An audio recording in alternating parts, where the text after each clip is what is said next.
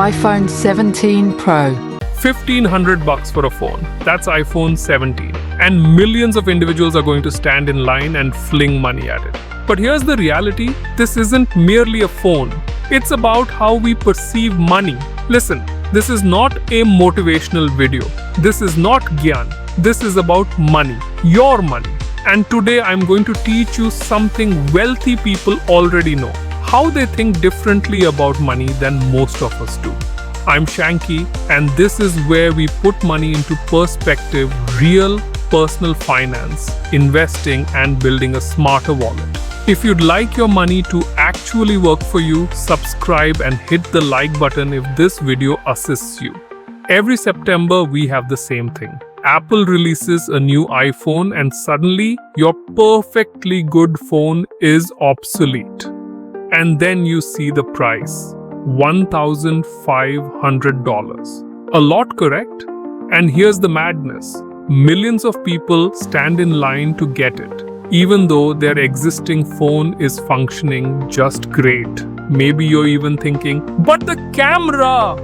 The new chip, hold on just a second. This isn't about a cell phone. It's about a trap. When you buy that iPhone 17, you're not buying a phone. You're making a deal. You're trading $1,500 of your future for a temporary high now. Think of every dollar you have as being like a little soldier. These soldiers can be used to fight for your future financial freedom, or they can be lost in a device that loses its value almost immediately.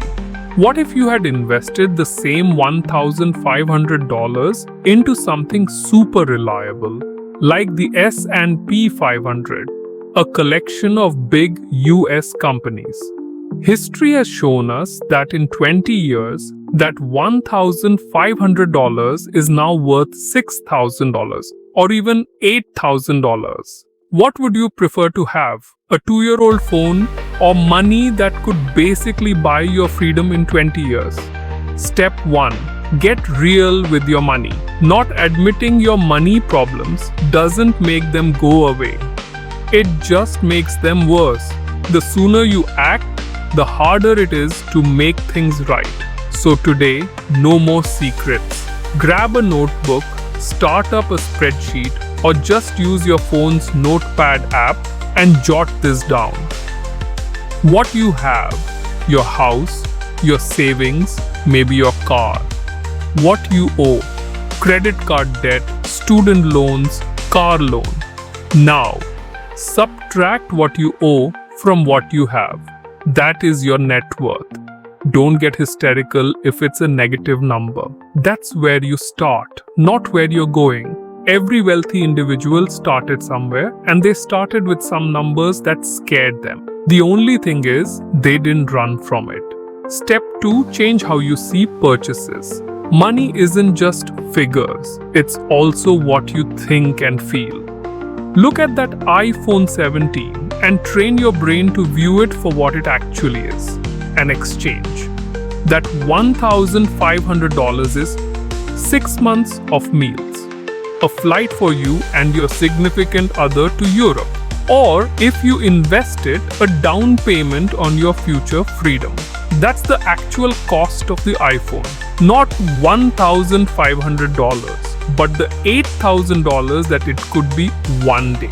When you get into your head that it costs you this much, it's much easier to say no to things that don't align with your future. Because you're not saying no to a phone. You're saying yes to freedom. Step 3. Make saving automatic. You know what to do, now make it happen. So here's a simple step. Automate a transfer. Transfer $125 from your checking account to an investment account every month. That's $1,500 a year. Invest it in an index fund that tracks the S&P 500. Don't touch it. Don't look at it every day. Just let it do its thing. Will paying $125 a month improve your life tomorrow? Number. But in 20 years, yes. And if you don't start now, you'll be sitting 20 years from now saying, man, I wish I had done that. Step 4. Imagine your future self. Think about two versions of yourself. One version keeps throwing money at the newest and most advanced gadget money can buy. The other version starts investing. Fast forward a few years. The gadget-addicted iteration has a closet full of old technology. The investing iteration, they've invested in a portfolio that offers them choices. It could mean you can quit a job you hate. It could mean you can take your children to Disneyland and not worry about money. It could mean you can retire early while everyone else is still grinding. It starts with a single decision. One missed phone call. 1 year of not now to something small, so you can finally say yes to something much bigger later. Step 5. Build momentum. Here's the thing. Once you get started investing, it becomes enjoyable. The first time you see your money increase, even a little, you will feel a rush. You will realize that you're in charge. And when you can feel that, you'll start making every purchase differently.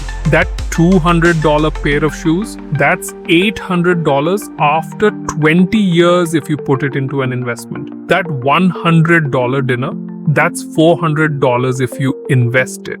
Slowly, you'll start making increasing amounts of your money work for your future. Some of you are probably thinking, can't I just buy the phone and invest?